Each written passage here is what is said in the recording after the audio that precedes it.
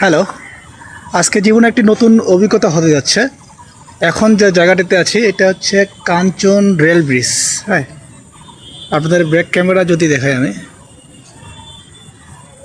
যে এই হচ্ছে ব্যাক ক্যামেরা, দেখছেন? একটু হাঁটি। হ্যাঁ, এই ব্রিজটি নতুন হয়েছে আর এটি হচ্ছে পুরাতন রেল ব্রিজ। আর পাশেই মানুষজন যাতায়াতের ছোট একটা সিঁড়ির মতো বা রাস্তা করে দিয়েছে। নিচে তাকা যাবে না, নিচে তাকালে ভয় লাগতেছে। হ্যাঁ, আমাকে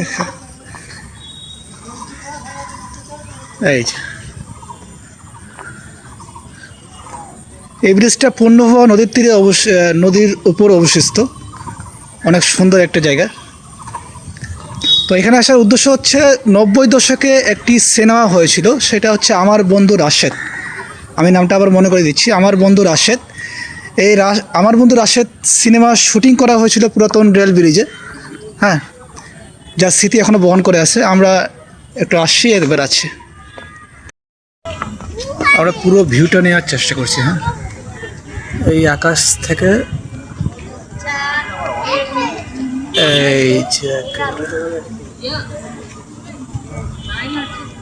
এই দিক থেকে প্রায় 1 কিলো মতো ব্রিজটা চলে গেছে।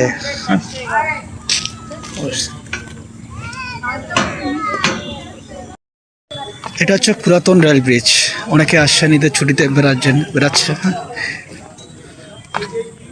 আর পাশে হচ্ছে নতুন রেল ব্রিজ।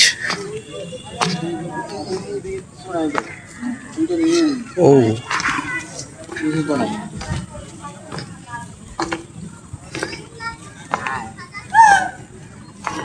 তো হাঁটাহাঁটি করতে এটা মনে সাহস লাগে। হ্যাঁ, এদিকে আমরা ব্রিজটা পার হওয়ার চেষ্টা করি, দেখি পারি কিনা। ঠিক আছে। ও,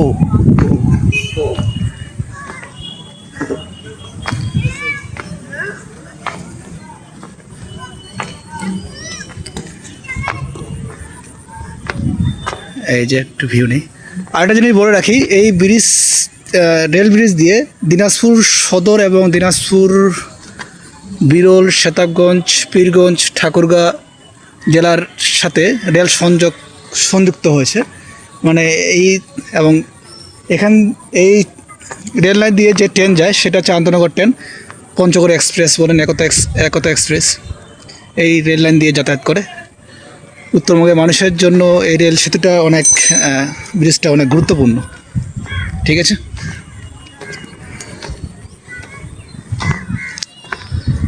আর পাশেই বিশাল পূর্ণভবা নদীর পানি, স্বচ্ছ পানি।